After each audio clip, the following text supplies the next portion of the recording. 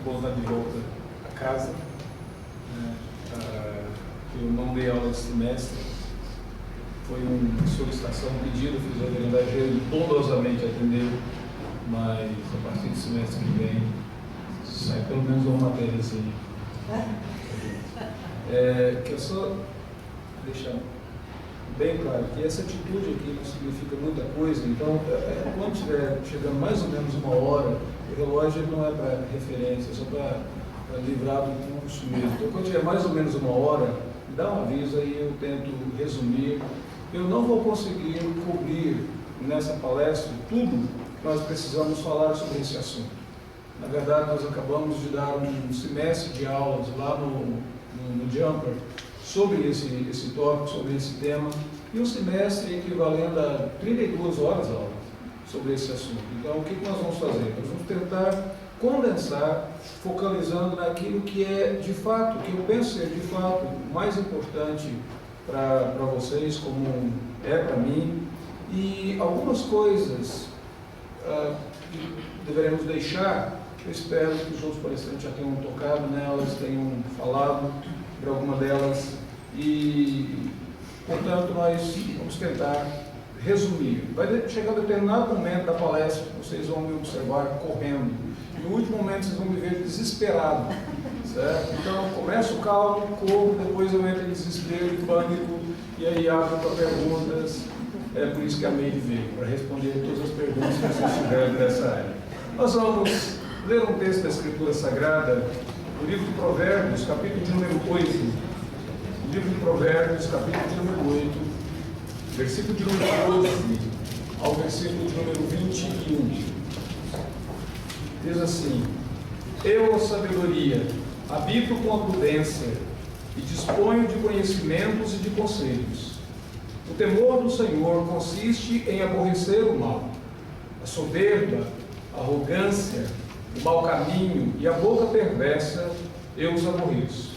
Meu é o conselho e a verdadeira sabedoria. Eu sou o entendimento, minha é a fortaleza.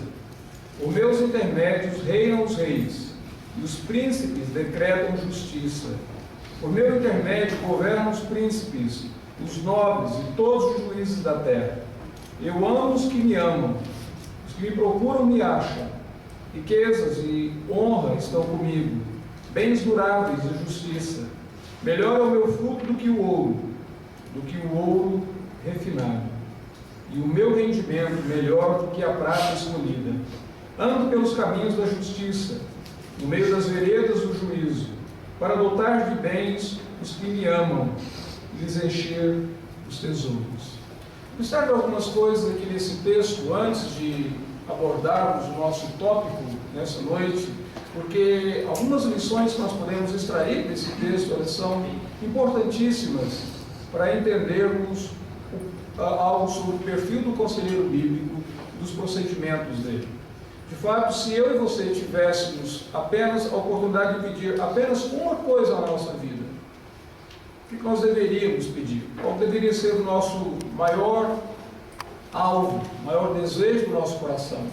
Especialmente quando nós olhamos para a nossa vida à luz do ministério sagrado. Se você pudesse pedir nesse momento algo para viver, para lidar com seus problemas, com suas dificuldades, para lidar com o ministério, a perspectiva do ministério, o que você pediria? À luz da Escritura Sagrada, eu e você deveríamos pedir sabedoria. É o mesmo pedido que Salomão fez. Entendimento, conhecimento para julgar, para lidar com as pessoas, para não cometer injustiças, sabedoria. E esse texto que nós acabamos de ler aqui, a sabedoria, ela se apresenta personificada. Ela se apresenta como uma pessoa. Ela fala aos homens, ela apela aos homens, ela convida as pessoas. É interessante observar pelo menos 4 facetas dessa sabedoria, porque estarão diretamente conectadas ao nosso assunto dessa noite. Se você observar no versículo de número 12, diz assim: Eu, a sabedoria, habito com a prudência e disponho de conhecimentos e de conselhos. Em outras palavras, a sabedoria, ela se apresenta e se define como sendo um conjunto de virtudes. prudência, conhecimento. É impossível falar de sabedoria sem, de alguma forma, falarmos das virtudes da nossa vida, de qualidades de caráter na nossa vida. E isso está relacionado ao nosso assunto. Observe o versículo de número 13. O temor do Senhor consiste em aborrecer o mal, a soberba, a arrogância, o mau caminho.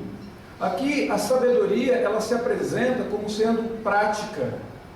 O temor do Senhor não é abstrato. O temor do Senhor não consiste daquelas elucubrações teológicas que nós temos, mas ele é prático.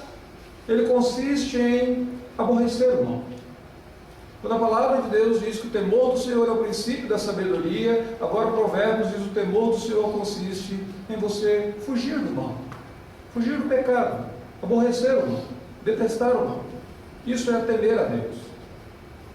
Algo mais interessante, versículo de número 14, ele diz assim: meu é o conselho e a verdadeira sabedoria, eu sou o entendimento, minha é a fortaleza. A sabedoria agora se apresenta como sendo esta fonte do verdadeiro entendimento, fonte do verdadeiro conselho, fonte desse conselho que beneficia vidas, que auxilia a transpor problemas, transpor algumas situações, algumas dificuldades na nossa vida. A sabedoria é fonte, nós necessitamos dela. E o versículo de número 15 em diante, ele fala sobre os resultados práticos da sabedoria, quando diz: por meu intermédio reinam os reis, os príncipes governam os príncipes, os nobres, ou seja, os resultados práticos da sabedoria. Quando a sabedoria é aplicada à nossa vida, à minha, à sua vida, os resultados são nobres, a nobreza. Então, se nós pudéssemos pedir uma coisa nessa noite, se eu pudesse de fato aconselhar vocês nessa noite a pedir uma coisa, eu diria: supliquem a Deus por sabedoria. Peçam a Deus por sabedoria. E é nesse contexto que nós vamos trabalhar essa perspectiva do perfil do conselheiro bíblico, dos procedimentos dele. A máxima popular diz assim: se conselho fosse bom, não se dava, vendia. Na verdade, se esse conselho popular fosse verdadeiro, ele não seria dado, deveria cobrar. Então eu não preciso aceitá-lo, eu deveria pagar por ele. Mas como eu não pago por ele, eu não preciso aceitá-lo também. À luz da Escritura Sagrada, o conselho, especialmente esse conselho que procede do Senhor Deus, ele não é apenas bom, mas ele é necessário para orientar a minha vida e a sua vida. Quando nós pensamos no perfil do conselheiro, talvez a melhor coisa a fazer, um pequeno exercício, seria responder a seguinte pergunta: se em um determinado momento na sua vida, na sua caminhada com Cristo, você precisasse da ajuda de alguém, você precisasse abrir o seu coração com alguém, compartilhar uma dificuldade, um problema, compartilhar a necessidade que você tem de ajuda para continuar caminhando rumo à conformidade com o Senhor Jesus Cristo, que tipo de pessoa você procuraria? Quais seriam as qualidades que você gostaria de ver nessa pessoa que poderia ajudá-lo?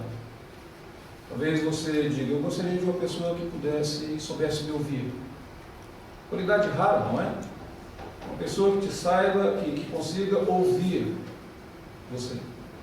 Talvez você diga: gostaria de uma pessoa que não compartilhasse os meus segredos com outros, não publicasse no Brasil Presbiteriano, não colocasse na internet, não chegasse em uma reunião de oração na igreja e dissesse: eu gostaria que orasse pelo irmão fulano de tal, porque ele está péssimo, a vida dele está em caos, ele está com problemas morais e relacionais, e orem e intercedam por ele. Talvez você diga: eu gostaria de uma pessoa que soubesse guardar os meus segredos, eles são difíceis para mim. Talvez você gostaria de uma pessoa que, de fato, você confiasse, que pudesse ter uma palavra sábia para você, te amasse naquele momento, não te repelisse, mas procurasse amar você, compreender você, ajudar você nessa caminhada, como se pegando na tua mão e caminhando contigo. Se essas são algumas qualidades que você gostaria de ver em uma pessoa, Estas provavelmente são as qualidades que a Bíblia Sagrada diz que o conselheiro cristão deve ter. Como eu não participei de todas as palestras e os estudos aqui de segunda a sexta-feira, eu estava em curso, então não pude fazê-lo, eu vou tentar fazer um pequeno resumo para vocês daquilo que eu imagino ter sido dito durante esse período que vocês tiveram as palestras. A primeira coisa é que aconselhamento bíblico, ele é um ministério. Ele é um ministério para ser exercido, especialmente nesse contexto do corpo, da igreja do Senhor Jesus Cristo, uma exortação mútua para o crescimento do corpo. Esse é o objetivo. Uma outra coisa, que aconselhamento bíblico não é uma atividade reservada para os especialistas. Não há à luz da Escritura Sagrada, não há esta atitude de dizer, eu só vou receber conselho de uma pessoa que é um especialista. Na verdade, na minha vida e na sua vida, ao longo da nossa caminhada, nós recebemos variados conselhos. A começar de casa, do berço, dos pais, na própria igreja, na cultura onde nós vivemos. As músicas que nós ouvimos, os filmes que nós ouvimos, eles nos aconselham quanto a várias coisas. E quando nós voltamos e tentamos enfocar isso na perspectiva do aconselhamento bíblico, a palavra de Deus diz para exortar uns aos outros, de uma exortação mútua.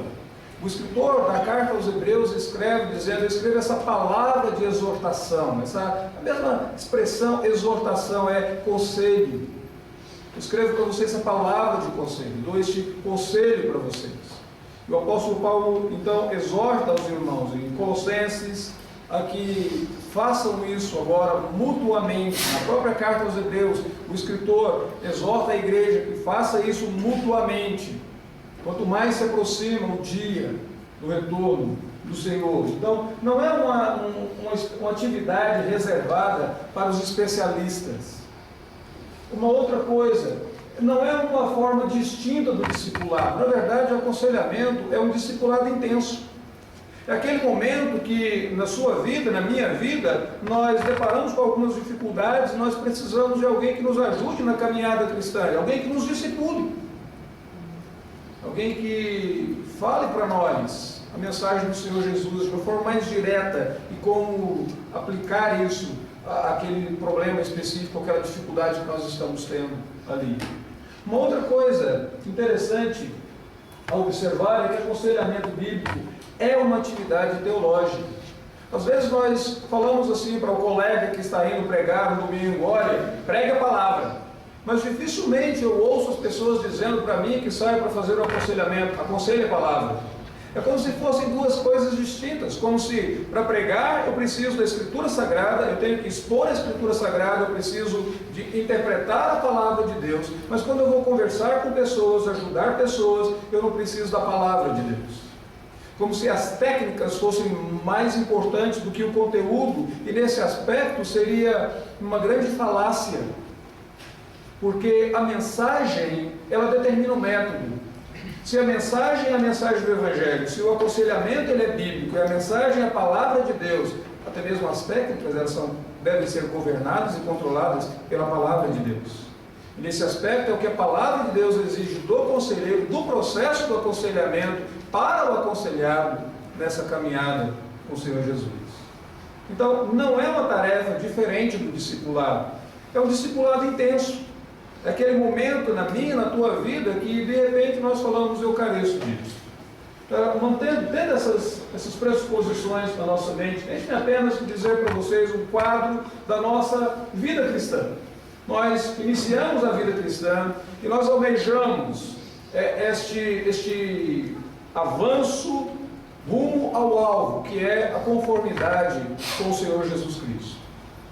Nós desejamos este crescimento contínuo, e você é convertido, um mês depois você olha e diz, avancei um pouco mais no meu conhecimento da palavra de Deus, na comunhão com os irmãos, na minha vida de santidade, na minha vida de comunhão com o Senhor Jesus Cristo, tenho praticado a leitura bíblica, o estudo, a oração, participo da comunhão com os irmãos, estou caminhando ativamente, adoração comunitária, ministério, serviço, discipulado, eu estou indo bem. E você, de fato, avança rumo àquele alvo, aquele crescimento à imagem do Senhor Jesus Cristo. Porque algumas coisas podem acontecer na minha e na tua vida. Uma verdadeira crise. De repente a crise ela é financeira. De repente essa crise ela ocorre por algumas questões relacionais. Interessante, às vezes eu tento medir quantas horas eu consigo ficar sem uma discussão.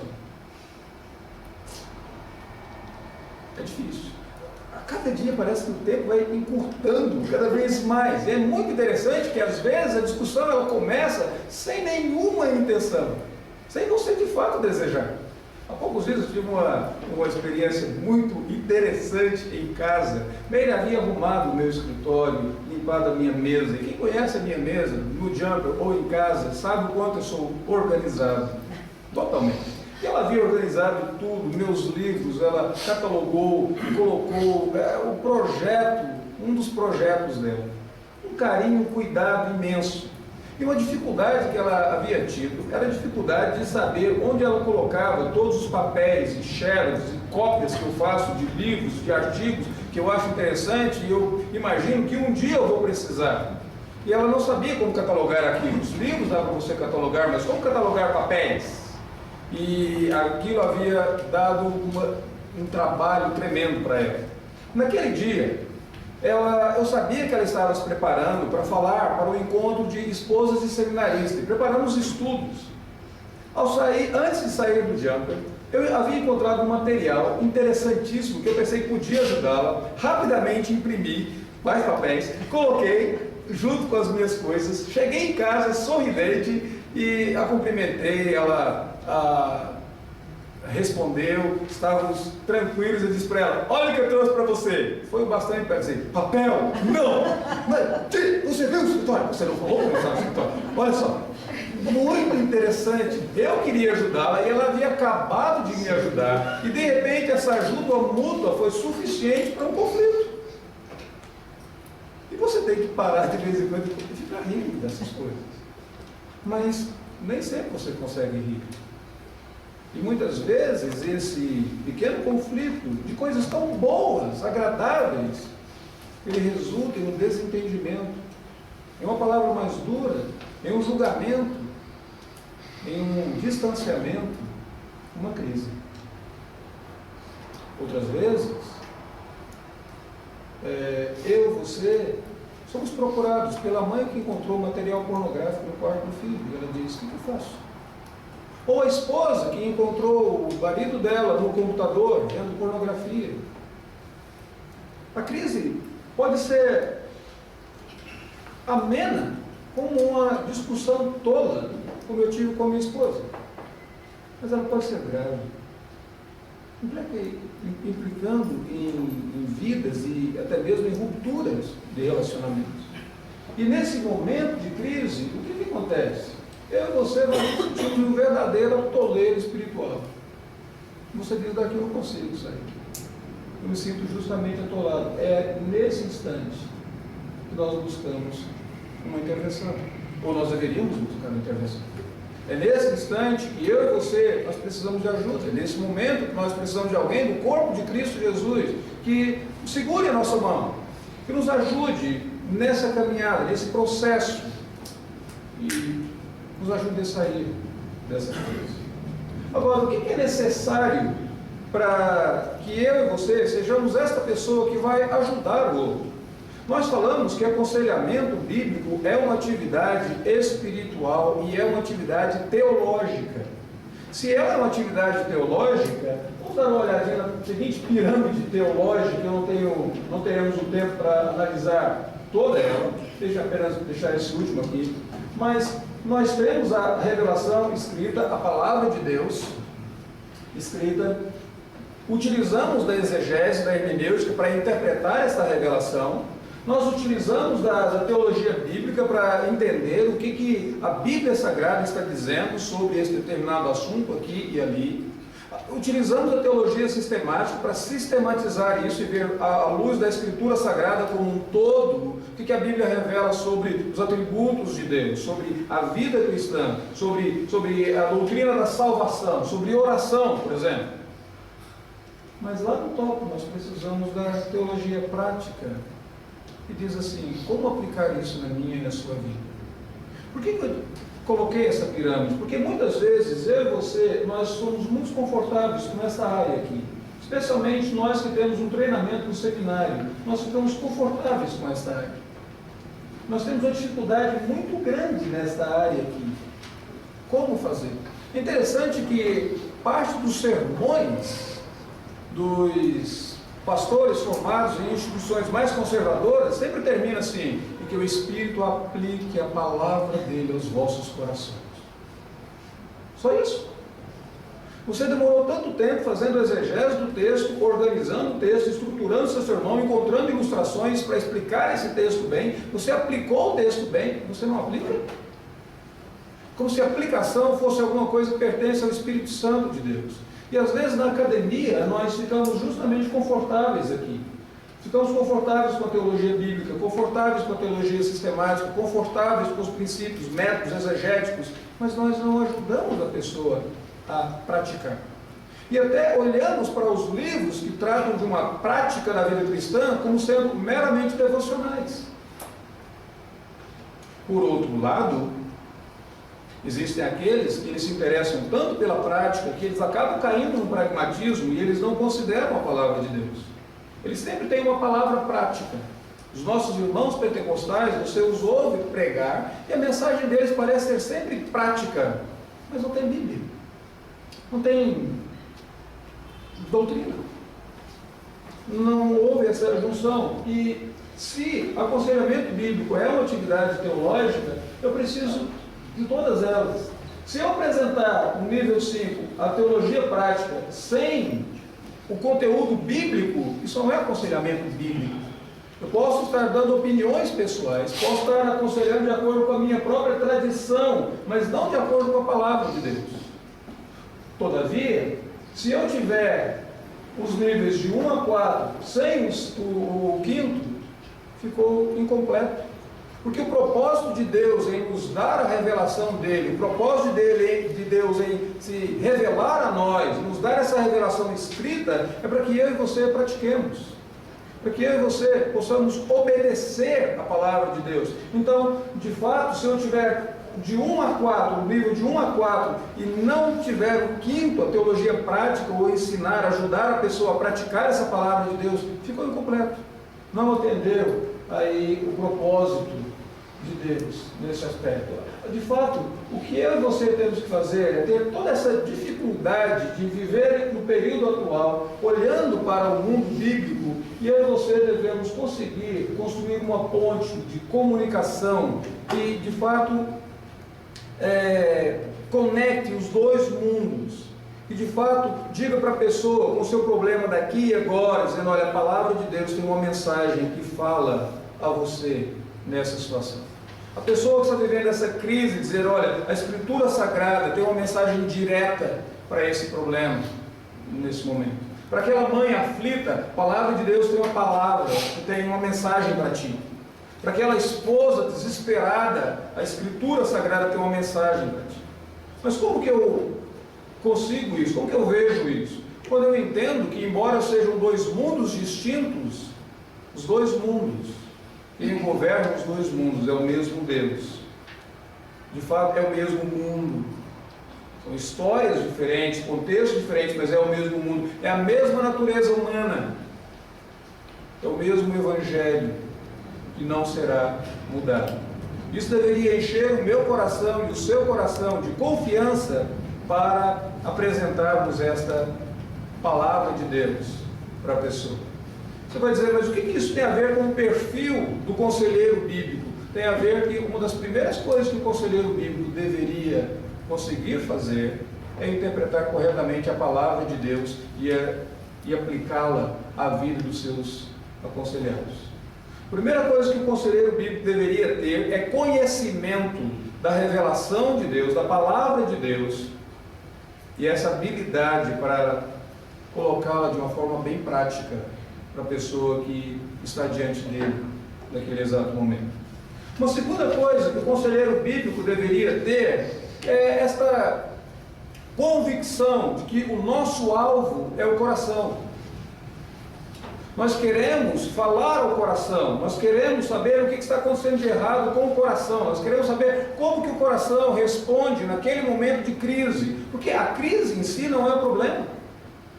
A crise em si, a circunstância que nós estamos vivendo, ela é apenas uma oportunidade para que o meu coração revele o que está dentro dele acerca daquele problema. A crise financeira, que faz com que você fique desesperado, com que você fique angustiado, ela foi meramente uma oportunidade para revelar quem é o refúgio do teu coração. Para revelar que, de fato, aquele que te dá conforto, segurança, não é o Deus Altíssimo e Eterno, mas é a questão financeira. Para aquele marido que estava olhando internet, ou pornografia na internet, a crise simplesmente foi a oportunidade para deixar bem claro quem governa o coração dele, quem governa os desejos dele, quem é o Deus a quem ele adora. Calvino dizia que o coração humano é uma fábrica de ídolos, e o meu coração e o seu coração, continuamente ele vai criar para si ídolos, refúgios funcionais. Alguns refúgios que, devido à função deles, eles vão nos fazer mais contentes. Às vezes, o meu ídolo, o seu ídolo é paz. Nós queremos paz a todo custo, e para obter paz nós brigamos com todo mundo. Para ver o quanto que nós, teólogos, somos belicosos, como nós conseguimos focalizar e enfocar os aspectos de divergência que nós temos com as outras pessoas, e nós vivemos discutindo e brigando, e nós não conseguimos relacionar em harmonia. Nós queremos paz, nós queremos a verdadeira doutrina, queremos que ela triunfe, e por causa disso nós brigamos com todos. E em nome da boa doutrina damos um péssimo exemplo de amor fraternal. Esses momentos de crise, eles simplesmente revelam o que está dentro do meu coração. A metáfora mais utilizada nesse aspecto é aquele ritual que existe na tua casa, pelo menos na minha existe, todas as noites, quando o Meire vira para mim e diz assim: você quer chá? Eu digo: claro, querido. Ele diz: de quê? Eu digo: hortelã dessa vez. Erva doce? Camomila? E aí ela pega aquele saquinho de chá e coloca na caneca, e vem com água quente e derrama essa água quente nessa caneca, e depois você começa a observar e a água vai mudando de cor. E você diz assim: ficou desse jeito por causa da água quente. Mas se eu derramasse aquela água quente no açúcar, não teria mudado de cor. Se eu simplesmente colocasse a água quente naquela caneca, naquela xícara, não teria mudado de cor. Mas porque dentro daquele saquinho existe uma substância, existe uma pigmentação. Quando essa substância ela é pressionada, ela então revela a sua cor e contamina tudo ao redor. A crise, a circunstância na minha e na sua vida, elas são simplesmente oportunidades para que seja revelado de fato o que se passa no meu coração. É a mesma coisa que acontece com aquela situação de tentação. Quando eu e você temos uma oportunidade tentadora, aquela oportunidade simplesmente revela o que está no meu coração. Se não existir essa iniquidade no meu coração, se não existir essa tendência ao pecado no meu coração, eu não caio na tentação. A Bíblia diz que Jesus foi tentado em todas as coisas, e ele sabe muito bem o que é ser tentado sem pecado. Diferente. Porque eu e você, tantas vezes, nós criamos a oportunidade para a tentação. Meu tutor eclesiástico dizia que às vezes nós chegamos e como que com uma vara bem curtinha, nós cutucamos assim Satanás e falamos, dá uma tentadinha aqui, olha, dá uma tentadinha aqui, a coisa está muito calma. Nós acabamos criando essa oportunidade para a tentação, e aquela oportunidade para a tentação, ela simplesmente revela que já está dentro do nosso coração. Por isso que Tiago diz que essa concupiscência, essa cobiça, ela nos atrai, ela nos seduz, e ela gera o pecado. Dá à luz o pecado. Então, o meu alvo, o seu alvo, é o coração. Conhecimento bíblico primeiro. Segundo lugar, conhecimento do coração do outro. Então, aqui nós temos um dos principais livros na área de aconselhamento bíblico, Instrumento nas Mãos do Redentor, publicado pela Lutra, escrito por Paul Tripp. Ele diz: o ministério pessoal eficaz leva a promessa de mudança permanente do reino ao lugar onde ela é necessária, ou seja, o coração. E se você quiser fazer parte do que Deus está fazendo na vida de outras pessoas, você precisa entender como Deus planejou o funcionamento dos seres humanos, como que o ser humano funciona. E para você entender como o ser humano funciona, é necessário que você entenda como que a Bíblia Sagrada define o que significa o homem interior, ou seja, o coração. O que é o coração na perspectiva bíblica? A Bíblia diz que o coração é o meu homem interior. Arthur Pink dizia: o homem é o que o seu coração é. O homem interior do coração, à luz de 1 Pedro, capítulo 3, versículo 4. Paulo fala sobre o homem exterior, meu homem interior. Meu homem interior é o meu coração. A sede das minhas vontades, dos meus desejos, das minhas inclinações. Coração humano é o seu homem interior.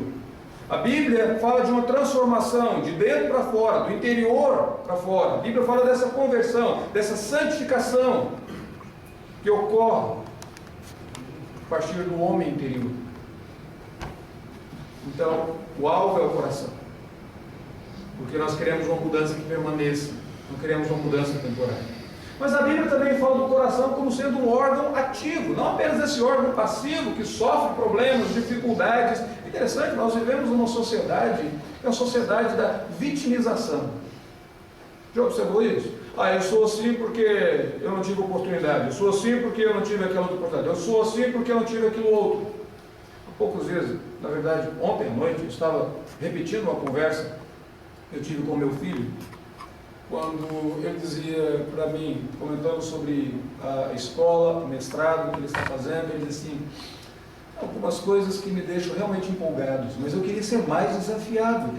Às vezes eu sento lá e digo: eu já sei isso, e eu poderia passar a aula toda desenhando, pai. Eu queria alguma coisa que me despertasse mais. Eu digo: a vida inteira você vai ter que lutar pelo fato de você ter tido uma boa educação, oportunidades que eu não tive, tua mãe não teve e poucas pessoas tiveram. Você foi exposto a algo muito bom. Então esse será o seu momento, essa vai ser a sua tentação, essa vai ser a sua maior dificuldade. Seu coração não está passivo, ele ativamente ele responde a isso. Como que ele responde? Descansando nesse conforto que você tem. Eu ouvi da mãe da Hendrika, que aqui está, uma vez ela perguntando à mãe dela, Dona Margarida, a esposa do reverendo Francisco, ela disse: mãe, como que eu faço para educar os meus filhos? O que existe de errado com os meus filhos? Dona Margarida disse: Minca, teus filhos têm demais.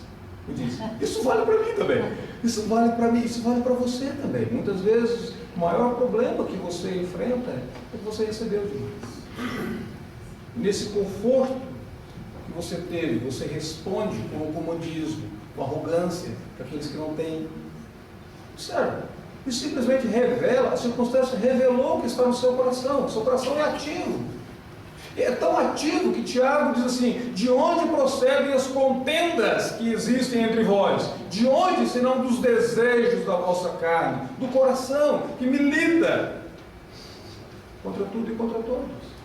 Meu problema, de fato, está dentro de mim. O meu problema não está fora de mim. Meu problema é o meu coração e as inclinações do meu coração. E ativamente ele está se inclinando e fazendo alianças com alguma coisa aqui, rejeitando aliança com Deus em algo do lado de cá, meu coração é ativo, é um órgão ativo à luz da Escritura Sagrada. Meu coração, à luz da Escritura Sagrada, é casa do tesouro. Jesus diz, é dessa casa do tesouro, do coração, que você tira coisas boas, coisas ruins. A pergunta é, o que você entesoura no seu coração? O que é mais importante para você? O que você almeja de todo o coração? E você diz, isso é tão importante para mim, eu não consigo viver sem isso. Qual é o tesouro que está na casa do tesouro na sua vida? Ou a Bíblia fala do coração como sendo sempre de adoração. Ezequiel, Deus diz para Ezequiel, filho do homem, esses homens colocaram ídolos no seu coração. O coração do homem é fábrica de ídolos, dizia Calvino. O homem é um ser adorador. E pelo fato de ser um ser adorador, esse homem, ou ele adora a Deus, ou ele prostra-se diante de Deus, ou ele cria deuses para si. E muitas vezes ele tenta um sincretismo. Adora a Deus nos momentos convenientes, mas adora a si mesmo, seus próprios desejos, sua própria vontade, as inclinações da sua própria carne, em outros instantes. Idolatria espiritual, idolatria do coração. O coração é esse centro de adoração. E a grande questão é não apenas o que eu tenho tesourado, mas a quem que eu tenho adorado. Bom, como que eu posso ver isso de uma forma mais clara? De fato, quando eu olho para o comportamento da pessoa, eu estou analisando meramente o homem exterior dela. E eu acho tão interessante como nós, pregadores, estamos dispostos a oferecer mensagens e exortações que mudam apenas o comportamento. Não mentais, não façais isso, não façais aquilo outro, não façais aquilo outro. Mas muitas vezes nós não perguntamos por que a pessoa faz isso. De fato, o que leva a pessoa a mentir? O que leva a pessoa a não falar a verdade? Vamos pegar um caso de estudo. Pegue Abraão, por exemplo.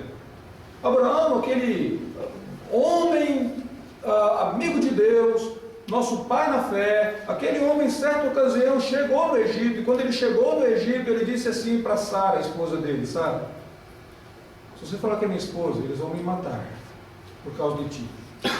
Faz o seguinte, diga que tu és minha irmã. Eu dizia, mas na verdade era meio irmã, não é? Mas eu duvido que Abraão à noite dizia para ela, Sara, minha irmãzinha querida, vem aqui, deixa eu orar contigo, colocar ela para dormir naquela. Eu duvido. De fato, ele não tinha um relacionamento como irmão, ou de irmão com Sara, não era também de marido, ele era casado com ela. Mas aquilo leva a mentir. O que levou a mentir? Medo.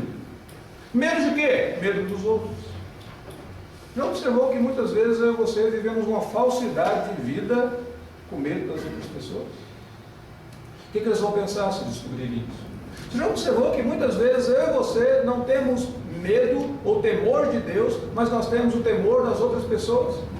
Eu conversava com um pai em determinada ocasião e disse assim, olha, o que me gela o coração é pensar que um dia, se eu mexer com pornografia, um dia meu filho pode descobrir isso. Mas é engraçado, você não tem temor de Deus que está vendo você, olhando para aquilo, e você tem medo do teu filho. É engraçado como que a Bíblia diz que nós devemos temer a Deus e respeitar os homens, e nós acabamos temendo os homens e respeitando Deus. Eu só respeito Deus. Naquele exato momento que eu e você estamos cometendo pecado, Deus está ali vendo. Imagine um quadro. Você tem um marido e uma mulher, e de repente essa mulher vira para o marido e diz, eu quero trair você. E não contente em traindo o marido, ela leva os amantes dela na presença do marido, e ela começa a beijar os seus amantes, e ter toda a intimidade com os amantes na presença do marido. E isso é demais. Mas é o que eu e você fazemos com Deus. Quando eu e você pecamos, quando nós fazemos essa opção pelo ídolo no nosso coração, isso é adultério espiritual, e nós o fazemos diante dos olhos do Deus que vê todas as coisas.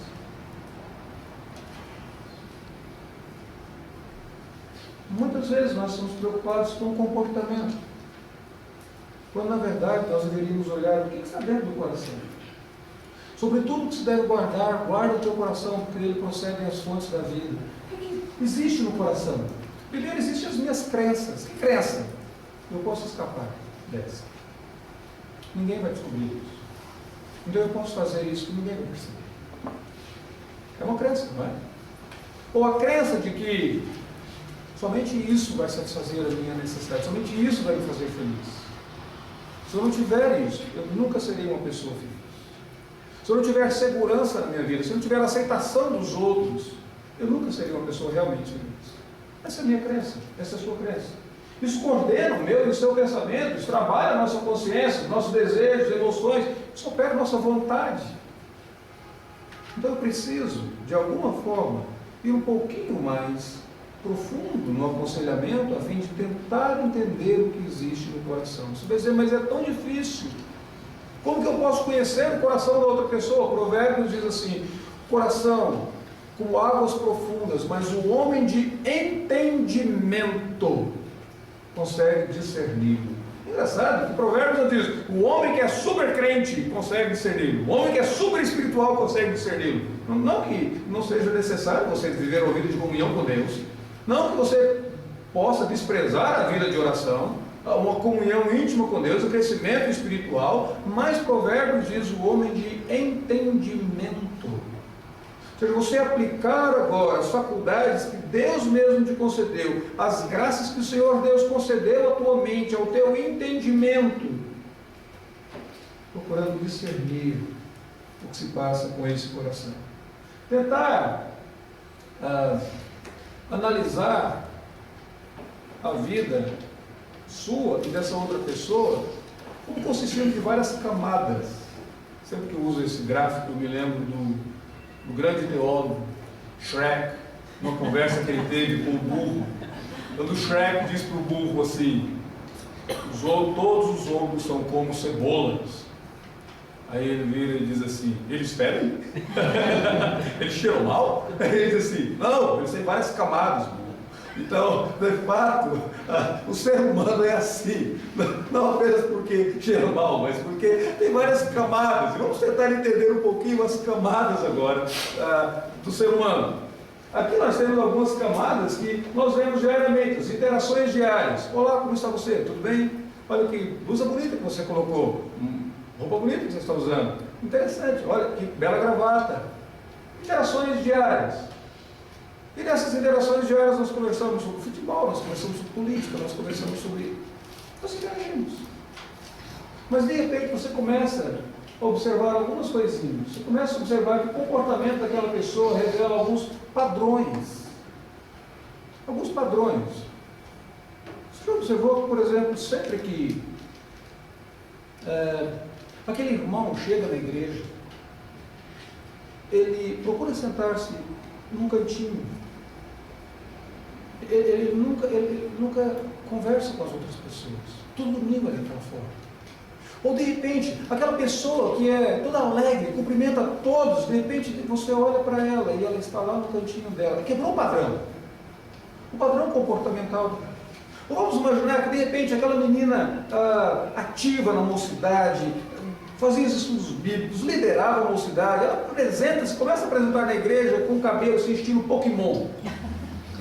Um piercing daqui e dali, um vestido todo assim, Darth Vader, alguma coisa, aquele coturno, e de repente ela começa a ficar um tanto quanto dark, realmente, no comportamento dela. Você diz, o que está acontecendo?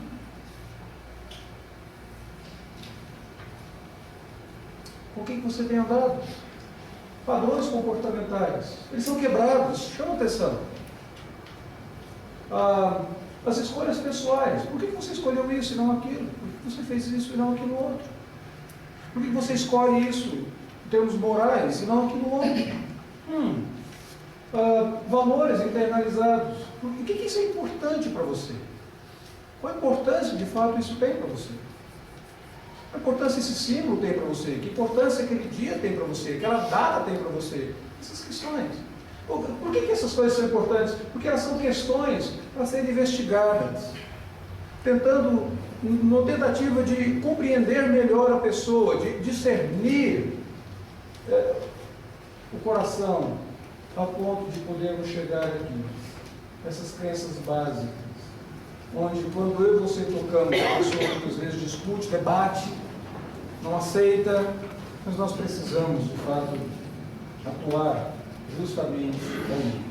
Agora, eu creio que por causa do tempo eu terei que parar. Eu tinha, na verdade, outros 20 e poucos slides, mas eu tenho que, como eu disse para vocês, primeiro começo calmo, corro, depois entro em desespero no final. Para evitar o meu desespero, eu prefiro parar por aqui e deixo os slides para outra ocasião. Se eu e você queremos servir como instrumentos de mudança na vida de uma pessoa, nós podemos muitas vezes concentrar meramente na mudança externa. Colocamos um band-aid na situação. A pessoa chega, apresenta a dificuldade dela para você, e você cita um versículo bíblico como se fosse uma vara de condão, totalmente fora do contexto. Tem um colega muito amado, muito querido meu, ele propôs no coração dele, desde a época do Instituto Bíblico, decorar passagens da Escritura Sagrada. Ele conhece muito a Escritura. Eu fico admirado com o quanto porções da Escritura que ele cita de cor. Ele foi um dos poucos que, em uma prova de conhecimento bíblico, citando versículos bíblicos no Seminário do Norte, conseguiu tirar 10. Na época que o reverendo Francisco era diretor, lá existia essa bendita prova. Então, ele conseguiu tirar 10. Ele cita, mas só que ele conhece tantos versículos e memorizou tanto que, de vez em quando, ele cita alguns totalmente fora do contexto. Eu me lembro do reino do presbitério, quando estavam discutindo um caso difícil, eles estavam debatendo alguma coisa terrível em relação a um irmão, um pastor, que estava tendo um relacionamento infiel e que não aceitou a disciplina do presbitério. Alguém virou para ele e disse: fulano, o que fazer numa situação dessa? Ele diz: Efraim está entregue aos ídolos, é deixá-lo. Amós. Ok? Mas muitas vezes, e ele fez isso brincando, de fato, ele faz isso continuamente brincando, às vezes com a esposa dele, ele cita um versículo bíblico e começa a rir. Também está brincando, mas muitos pastores fazem isso de forma séria. Eles citam versículos bíblicos como se estivessem utilizando varas de condão, como se pudesse colocar um band-aid, ou como se, olha, vamos fazer uma oração sobre isso. Senhor, abençoe esse irmão aqui nas dificuldades que ele está tendo e pode ir lá, meu irmão, vai lá, Deus vai te dar vitória. Então a mulher vai voltar, depois deve ter saído 3 meses de casa. Isso é isso. Isso produz resultados temporários, superficiais. Mas se de fato eu e você queremos operar no coração para futuros positivos, nós queremos atuar aqui no coração, o nosso método, o nosso procedimento precisa ser o procedimento estabelecido pela palavra de Deus. Eu e você devemos de alguma forma refletir Deus. Em que sentido? Amando a pessoa. A ponto de que essa pessoa que vem, conversa comigo e contigo, ela sai dali, eu tenho certeza que eu fui amado. Eu tenho certeza que essa pessoa me ama. Eu tenho certeza que ela quer o meu bem. Eu tenho certeza que aquilo que ele ou ela falou para mim nesse exato momento é visando o meu bem, visando o meu crescimento espiritual, visando que eu saia dessa crise na qual eu estou. Ele e ela, de alguma forma, refletiu o caráter de Deus, que é amor para mim, nesse exato momento. Ainda que ele tenha me repreendido, ainda que ela tenha falado duro para mim, mas ela falou com amor. A verdade de Deus em amor, ela edifica, ela não mutila. Amor. Conhecer a Escritura, conhecer o indivíduo, conhecer a própria situação do indivíduo. Então, para conhecer, eu e você precisamos saber ouvir. Você já observou como que, especialmente nós pastores, temos uma grande dificuldade em ouvir? Nós entramos naquele modo didático, e a pessoa chega para nós e diz: olha, deixa eu falar uma coisa, eu tenho uma dificuldade, já sei, você está passando por isso, isso, isso. Nós interpretamos o que a pessoa vai dizer, nós não temos paciência alguma. A pessoa diz: posso terminar? Sim, perfeitamente, continua. Não, então, nessa situação, não, isso aí, olha, a doutrina tal diz isso, tal. Já observou como que, pelo menos essa é a minha dificuldade, quando eu estou num estudo bíblico na igreja, uma das minhas maiores dificuldades é motivar as pessoas para interagir, porque se deixar eu falo sozinho o tempo todo. E aí nós não conhecemos a situação da pessoa, nós temos a dificuldade de conhecer o coração da pessoa, porque nós não sabemos ouvir. Mas não apenas amar, conhecer, saber falar. A Escritura diz sobre falar a verdade em amor. Talvez uma das coisas que me ensinou isso de uma forma mais dura tenha sido com o meu filho mais velho, Danilo. Danilo é o filho que todo pai ora para ter. Danilo é obediente, Danilo é meigo, Danilo é estudioso, Danilo é responsável. Ontem eu precisei de um material para o meu curso no aconselhamento, eu mandei para Danilo e mandei para a Meire. Ele disse: vocês podem me ajudar a fazer isso? Ele disse: por que você não pede para o Jader? Ele disse: porque eu preciso disso para amanhã. E realmente, quando chegou a noite, o Jader disse: olha, disse papai que não deu para fazer aquilo que ele pediu, porque eu estava no treino de futebol e de repente fui cabecear uma bola, outra pessoa veio bater na minha cabeça, eu passei mal, tive que ser atendido, então não deu para fazer isso. Mas Danilo disse: até as 10 horas eu... É essa pessoa. Mas Danilo é pecador. E ele encarna em si todos os meus pecados. Isso já é para mim um ponto de tensão e um ponto de controvérsia, porque que direito tem ele encarnar os meus pecados? Eles são meus. Quem disse que ele pode encarnar? Ele não pediu. Não mandou um ofício, uma autorização, e ele tem esse temperamento tão meigo, dócil do pai dele, não é? E que encarna todos esses pecados, e continuamente eu tenho que confrontar Danilo pelos pecados de Danilo, que são os meus pecados também. Eu me lembro de uma ocasião que eu chamei a atenção de Danilo. Eu estava no quarto e eu falei duro com Danilo. Danilo olhou para mim, as lágrimas rolaram.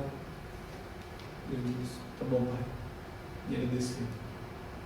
Daí a pouco Danilo volta ao quarto e diz: eu posso falar com o senhor? Eu disse: pode, filho. Diz: pai, quando o senhor fala comigo, eu sei que o senhor me ama. Eu não duvido do teu amor por mim. Mas a maneira como o senhor fala comigo não é como alguém que usa um bisturi, quer fazer um procedimento cirúrgico, mas é como alguém que sai correndo atrás de mim com um machado, pronto a me mutilar, a decepar alguma coisa na minha vida. Sabe aquele murro na boca do estômago que você leva e diz: perdão. Perdão. Se eu e você não sabemos falar o meu e o seu amor, ele pode até ser comunicado, mas a mensagem é prejudicada porque nós falamos com uma dureza que não condiz com essa mensagem de amor. Nós confrontamos de tal forma que não expressamos esse amor. E muitas vezes, no aconselhamento bíblico, aqueles de uma tradição do aconselhamento monotético, que é bíblico, que é verdadeiro, nós focalizamos tanto no confronto, nós nos tornamos bélicos. Ao invés de fazer o aconselhamento, nós fazemos a apologética naquele momento que estamos conversando com a pessoa. Aprender a falar. Uma fraqueza que eu tenho suplicado a Deus: Senhor, me ensine. Preciso aprender a falar, para não comprometer a mensagem do Senhor. E não apenas amar, conhecer, falar, mas praticar. Porque essa pessoa que vem e compartilha contigo a crise que ela tem e a dor do coração e revela o ídolo do coração dela para você, de alguma forma ela quer saber se você leva isso a sério. Ela quer saber se você pelo menos tenta praticar isso. E foi tão revelador para mim nos Estados Unidos agora, nesse último ano, não apenas obter e conhecer algumas pessoas, mas o que mais me impressionou naquelas pessoas é como que eles não estavam amedrontados de expor nas aulas, nas nossas interações pessoais, no dia a dia, os erros e os fracassos deles. Como que eles se colocavam no meu nível, como que eram pessoas de carne e osso como eu, e que estavam lutando para vivenciar o Evangelho, a mensagem do Evangelho que eles compartilhavam com os seus aconselhados. Se eu e você estamos fazendo isso, nós precisamos, se nós estamos compartilhando a mensagem do Evangelho, precisamos viver e praticar. Uma última coisinha que eu gostaria de colocar para vocês. É básico em todo aconselhamento bíblico, verdadeiramente bíblico, que quando a pessoa conhecer a verdade e praticar a verdade vos libertará. E o que essa pessoa precisa, então, é da comunicação da verdade, de uma forma tão eficiente, com amor, com conhecimento, com falar da maneira correta, com a prática, essa comunicação da verdade de uma forma tão eficiente que ela fica encantada pela verdade e ela abre mão daquela crença falsa que ela tem de que o seu Deus funcional, de que o seu pequeno ídolozinho, de que aquela obra da carne que ela adora, que ela abraça, que ela ama tanto, ela pode abrir mão dele. O Deus basta, a verdade liberta. Talvez falei no domingo passado na Ebenezer, deixe-me voltar de novo aqui, uma das ilustrações que me ajudaram bastante a entender isso de uma forma mais concreta. Eu preciso de algumas metáforas para me ajudar, para colocar carne em conceitos. A minha mente é limitada, então essas ilustrações elas me ajudam profundamente. C.S. Lewis tem um livro chamado O Grande Abismo. O Grande Abismo em um seminário teológico ele seria trucidado, porque o grande abismo parece, de alguma forma, comunicar a ideia de um purgatório. No seminário protestante, ninguém poderia ler o grande abismo, mas faço de conta para as lições do seminário protestante, certo? E eu tenho que confessar que eu li o grande abismo. Na verdade, eu tenho que confessar para vocês que um dos maiores teólogos, na minha opinião, é o Coisa Ruim, das cartas do Coisa Ruim, do C.S. Lewis também. E o Grande Abismo é um livro que fala muito sobre teologia também, sabe? Mas fala também sobre as pessoas, seres humanos. E fala sobre um momento que esses seres humanos têm de uma decisão na vida deles. Ou eles andam pelas montanhas e encontram-se com o Altíssimo, ou de fato, o fim deles é o inferno. E dessas decisões que eles têm a tomar, C.S. Lewis deixa bem claro que o ser humano, o coração dele é tão idólatra que ele prefere reinar no inferno a servir no céu. E C.S. Lewis deixa bem claro que a oração desse indivíduo idólatra é: faça-se a minha vontade. E a sentença de Deus para ele é: faça-se a tua vontade.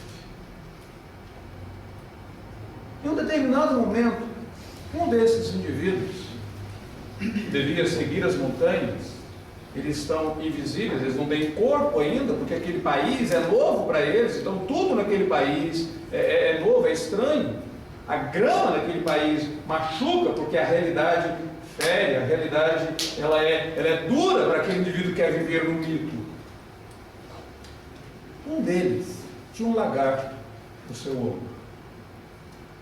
E esse lagarto era um lagarto da luxúria, que falava coisas luxuosas nos ouvidos dele, coisas prazerosas, e alguns atos sexuais que mexiam com o pensamento e as fantasias dele. E de repente ele é encontrado agora por um dos seres que quer levá-lo a essa montanha. E ele disse: você quer subir a montanha comigo? Diz: eu gostaria, até gostaria mesmo, mas olha, ele não me deixa. Diz: você quer se ver livre dele? Diz: claro que eu quero. Eu sempre quis me ver livre desse lagarto, porque ele fala essas coisas para mim, sabe assim, elas são engraçadas, mas ele não me deixa fazer mais nada, consome o meu tempo, a minha atenção, toda a minha energia. Nisso, eu tenho que atender a isso, eu não consigo tirá-lo daqui. Já pensei até em fazer uma cirurgia, mas eu não consigo. Ele diz, eu posso livrá-lo dele. Eu posso tirá-lo. Ele diz, vai doer? Ele diz, você não tem que se preocupar se vai doer. Eu posso tirá-lo. Posso livrá-lo dele. Eu disse, não, tudo bem, desde que não doa. Ele diz, eu posso te garantir que vai doer, mas eu te garanto que você ficará livre dele. Eu disse, tudo bem, mas o que você vai fazer? Ele diz, eu tenho que matá-lo. Eu disse, não! Matar não. Eu pensei, talvez você poderia colocá-lo à parte por um tempo, deixá-lo, treiná-lo, quem sabe, treiná-lo, deixa, eu vou domesticá-lo aqui. Ele disse, não vai funcionar. Você não consegue domesticar os seus desejos, você não consegue domesticar a sua carnalidade, você não consegue domesticar os ídolos do seu coração. Eu tenho que matá-lo.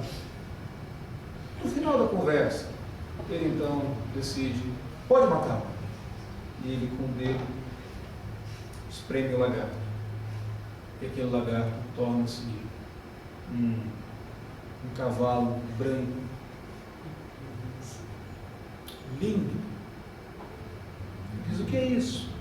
Ele diz, você sempre vai ficar surpreso com aquilo que Deus pode fazer na sua vida e como Deus pode transformar a sua vida, quando você resolve de fato deixar os ídolos do seu coração diante dele. É para isso que eu e você fomos chamados. Essa é a mensagem que eu e você temos que compartilhar. E para fazer justiça à mensagem, nós temos que ter um procedimento que revela o caráter do autor da mensagem, o Senhor Deus. Tenho que parar aqui por enquanto, que meu horário já foi. Os outros 20 e poucos slides, trabalhei tão duro neles. Não, mas nós ficaremos a tarde toda. Na verdade, foi um curso de uma semana, não foi só para vocês, então não se sintam mal por isso, tá bom? Vamos orar, depois nós abrimos perguntas. Senhor, Tu conheces o nosso coração e Tu és poderoso para transformar o nosso coração. Algumas vezes nós temos que admitir, nós não conseguimos ver como isso é possível sem a ajuda de outros irmãos e irmãs. Nesses momentos, ó Deus, dá-nos coragem para buscar essa ajuda. Nesses momentos, dê sabedoria a alguns irmãos e irmãs no corpo de Cristo Jesus, para nos ajudar nesse processo. O Teu Espírito Santo opera em nós, transformando-nos e conformando-nos à imagem do Senhor Jesus.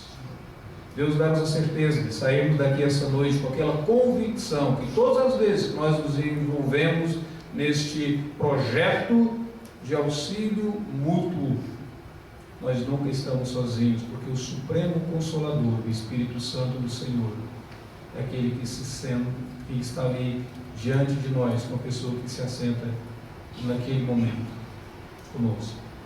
É aquele que fala ao nosso coração e é poderoso para falar do nosso coração para o coração das pessoas diante de nós. Dá-nos a graça de entendermos, ó Deus, que se queremos alcançar o coração, temos que falar do nosso coração. E que se a palavra do Senhor habitar com poder em nós, ela sairá poderosamente de nós. Nós pedimos isso em nome de Jesus. Amém. Ok, perguntas? Tem várias pessoas que estão aqui que podem responder. A Reverenda Ageu, Reverenda Gessi, Raquel, amém. Reverendo Tarcísio, ali, e o Valso Deão. Todos eles podem responder suas perguntas e as dúvidas mais profundas que vocês tiverem. Esse é o momento. Pois não, tem alguma pergunta? Não, tudo bem, eu vou tentar responder. Pode só 10 de cada vez. Ou eles entenderem tudo, não entenderem nada, o negócio confuso, pior do que entendeu. Vou ver se está embora mais tarde. Sexta-feira eu entendo isso, tá bom? Tudo bem, vai. Não chocou meu coração, mexeu com o meu coração, mas fazer o quê, né? Tá bom, muito obrigado pelo convite. Eu tenho uma pergunta. Eu gostaria de saber se é possível o senhor ilustrar isso com alguma situação de aconselhamento, ilustrar, né, um pouco disso, no caso, para ficar mais claro para os alunos, uma situação hipotética. Deixa eu tentar pegar uma situação hipotética. Vamos voltar. A pergunta dela é: seria possível ilustrar tudo que nós acabamos de falar aqui, criando uma situação hipotética? Hipotética ou hipotética? Ela falou hipotética, certo? Esses teólogos, eles são engraçadinhos, certo? Ok, vamos tentar ilustrar isso. Eu vou pegar de novo C.S. Lewis, posso? Eu quero, pegar um caso. Ok. Deixa eu pegar um caso. Tá? Eu acho ruim essa palavra caso, porque fica parecendo que não é uma pessoa, mas é o termo que nós temos, né? Então, imagine uma mãe de 2 filhos, uma menina e um menino de 9 anos de idade. Uma família ativa na igreja. Ela superintendente na escola dominical, esposo presbítero. A filha aprendendo a tocar piano. E o sonho da mãe é ver a filha tocando na igreja. O menino, 9 anos de idade, ele gosta de cantar no conjunto, no coral, ele está sempre ali cantando. E ele cumprimenta as pessoas, ajuda os diáconos a distribuir boletim na igreja. Num período de férias, a família está numa casa da praia. E nessa casa da praia tem uma rodovia que divide a praia do bairro, a casa onde eles estão. E eles estão na praia agora e alguém diz: vocês querem sorvete? Um menino de 9 anos, é como você oferecer escritonita para ele, então ele diz: eu quero! Né? E sai um grupo e eles têm que atravessar agora essa rodovia. E ao atravessar a rodovia, vem um indivíduo, verão, praia, bêbado, em altíssima velocidade, carro desgovernado, e ele pega esse menino de 9 anos de idade e ele já cai morto. E na igreja está o caixão, essa mãe. Pergunta é: por que Deus? Por que meu filho? Por 2 anos o quarto não é desarrumado. Ela está de luto.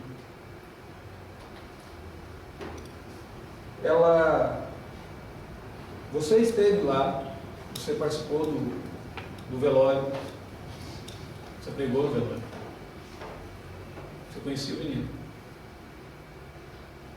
e toda a família.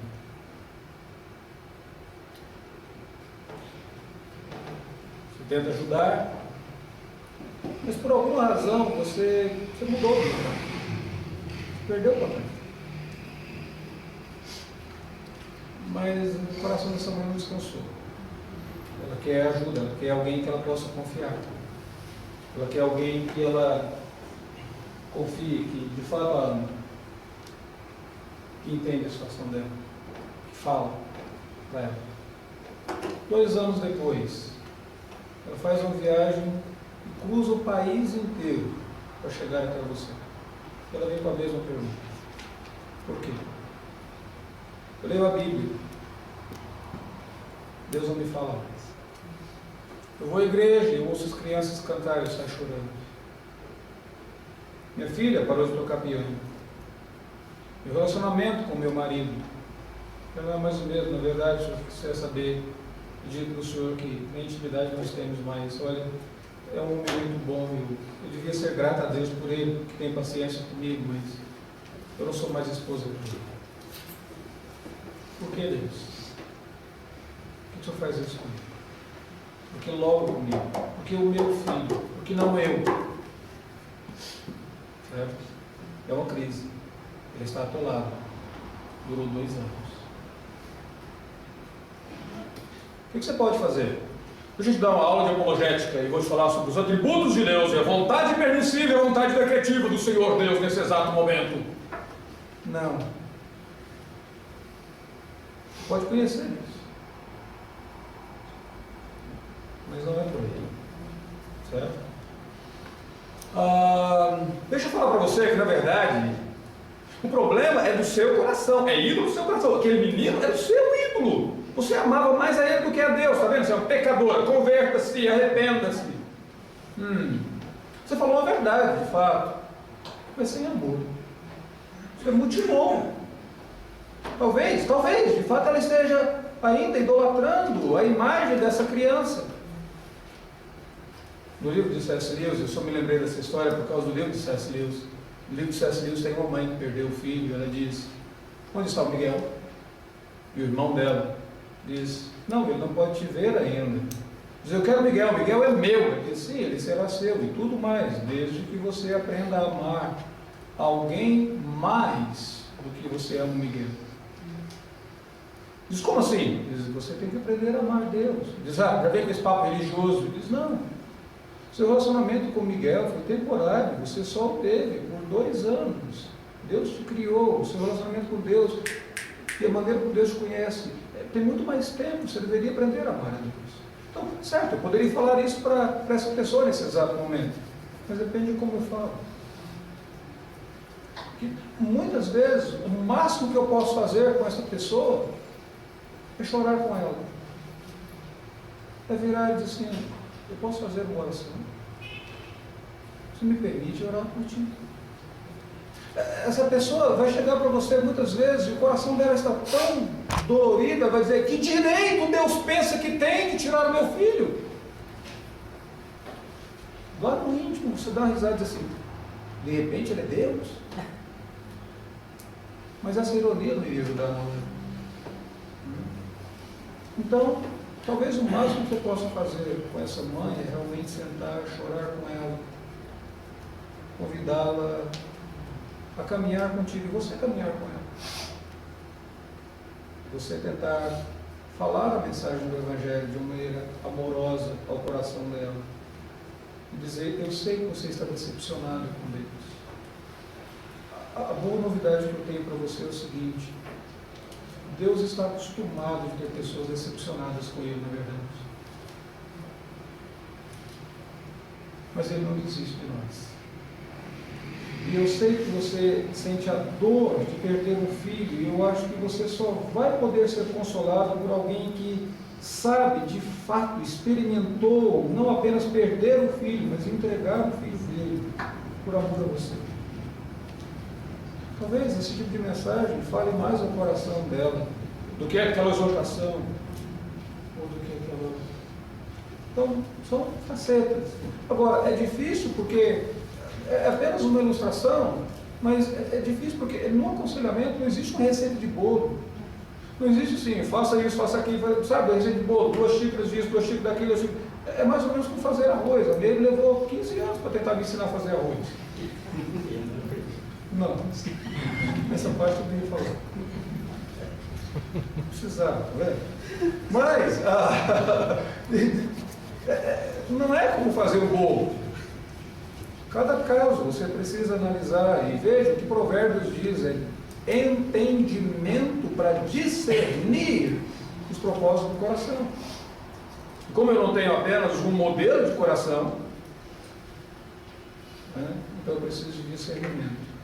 Mas a partir do momento que existe esse compromisso em comunicar a verdade de Deus em amor, para que aquelas crenças que estão ali dominando o coração dessa pessoa, aqueles mitos que estão dominando, que eles sejam retirados e a verdade toma aquele lugar, haverá libertação, liberdade. No caso dessa mãe, pela graça de Deus, depois de um longo período, ela conseguiu entrar no quarto, ela conseguiu retirar as coisas do quarto, ela conseguiu voltar para a igreja. O esposo voltou a atuar na igreja como presbítero. A filha se casou na igreja. O genro dela já fez presbítero na igreja. Ela voltou a se comprometer à igreja. Mas depois de um longo período, quem se lembra dela no momento da dor, hoje vê uma outra pessoa. Como da mesma pessoa que se lembra dela antes da morte do filho, naquele período de 2 anos, seria uma pessoa totalmente diferente. Muitas vezes vai exigir de mim, de você, essa perseverança, esse compromisso de dizer, como Deus não desiste de amar, eu não vou desistir dessa pessoa. Você quer me rejeite, me manda embora, não te quero mais. Posso voltar depois? Não! Mas são vários casos. Né? Uma das coisas que eu diria para vocês, talvez seja o seguinte: não importa quão negro for o caso que aparecer diante de ti, tente encontrar algum elemento positivo. Quando a pessoa chega para você e ela revela as profundezas do coração dela, seja relacionado ao pecado, seja relacionado ao sofrimento, aquilo é tão difícil para ela. Tente encontrar alguma coisa positiva, tente dizer, pelo menos assim, olha, muito obrigado por você ter tido a coragem de fazer isso. Muito obrigado. Eu sei que está sendo difícil para você, eu entendo, eu posso imaginar, eu não estou na tua pele, eu posso até imaginar o quanto você está sofrendo, e eu te agradeço muito por confiar. Tente achar alguma coisa positiva, porque a nossa tendência muitas vezes é ver o negativo. A pessoa chega e compartilha um sofrimento contigo, um problema com você, e você diz, pecador. Tem um videozinho, vou terminar com isso. Eu uso para os meus alunos. Há um vídeo no YouTube, pode procurar depois, é do MTV, desculpa, mas eu já leio CS News, vejo o vídeo do MTV, daqui a pouco eu serei retirado desse local estrategicamente. Mas quem me indicou o livro foi David Wallace, então eu tenho uma desculpa aí. O David faz uma análise do videozinho. O MTV, eles fazem uma encenação de um momento em que uma mulher chega e encontra-se com um terapista, um psicólogo.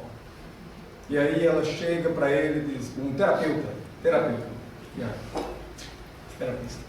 Aí ela chega para ele e diz assim, eu vim aqui, foi fulano de tal que me indicou, diz, pois não, então deixa eu, antes de mais nada, dizer para você como que é o nosso procedimento. Eu cobro $5 e eu não tenho trocos, e se você gastar 3 horas, serão $5, se gastar 5 horas, $5 é $1 por hora, não me dou troco, e passando disso eu cobro extras. Então, já fica estabelecido? Diz, não, tudo bem, não tem problema nenhum. Diz, pois não, qual que é o seu problema? Diz, eu tenho medo de ser enterrada viva numa caixa. E ele diz, ok, eu tenho 3 palavras para você, e elas vão trazer a solução para todo o seu problema. Ele diz, pois não, eu devo anotar? Ele diz, não, são 3 palavras só, a maioria das pessoas consegue se lembrar delas, tudo, não precisa anotar, são apenas 3 palavras. Mas se você quiser, se sente confortável, pode anotar, mas eu acho que não precisa. Ele diz, pois não, quais são? Ele diz, pare com isso! Ele diz, quem? Ele diz, pare com isso! Ele diz, como assim? Ele diz, alguém te tentou enterrar numa caixa? Não. Então, pare com isso! Aí ele diz, só? Ele diz, só, pode ir embora, não tem nada. Ele diz, eu só foram 3 minutos. Ele diz, eu não notou. Na verdade, são $5. Ela vira para ele e diz assim, não, eu quero usar os outros 2 minutos. Ele diz, tudo bem. Aí diz, eu também tenho meus relacionamentos com as pessoas, é um relacionamento assim, destrutivo, eu sempre tenho inimizade. Diz, para com isso! Como assim? Você quer ter relacionamento com as pessoas? Não quer? Você quer casar? Quer ter um marido? Diz, quero, para com isso! E ele diz, eu também eu começo a roer as unhas e diz, para com isso! Ele diz, você é doida? Que coisa esquisita. Aí, de repente, ela diz assim, e eu lavo as mãos o tempo todo. Ele diz, mas não tem problema, também lavo as mãos o tempo todo. Não tem problema com isso. Eu faço isso também o tempo todo, tem dificuldade alguma, pode ir. Aí ela vira para ele e diz, você para com isso. Ele diz, como assim? Ele diz, eu não gosto desse negócio. Ele diz, por quê? Você acha que eu estou sendo assim muito direto? Ele diz, claro, é tudo pare com isso, pare com isso. Ele diz, então tá bom, eu te dei apenas essas 3 palavrinhas, eu vou dar agora outras palavras que acho que agora resolve. De fato, se você quiser tomar nota, dessa vez pode tomar. Ela pega o caderninho e diz, pare com isso, te enterro numa caixa, viva numa caixa. Pronto, acaba. Então, a maioria dos os conselheiros, muitas vezes, de confrontação, é só isso que eles dizem. Você pare, mude seu comportamento, se endireite, faça isso, não faça aquilo, e assim por diante. Você pode procurar no YouTube depois, o título é Stop It. Você vai dar umas boas gargalhadas do lado, tá bom? Ok, muito obrigado. Obrigado à direção do seminário.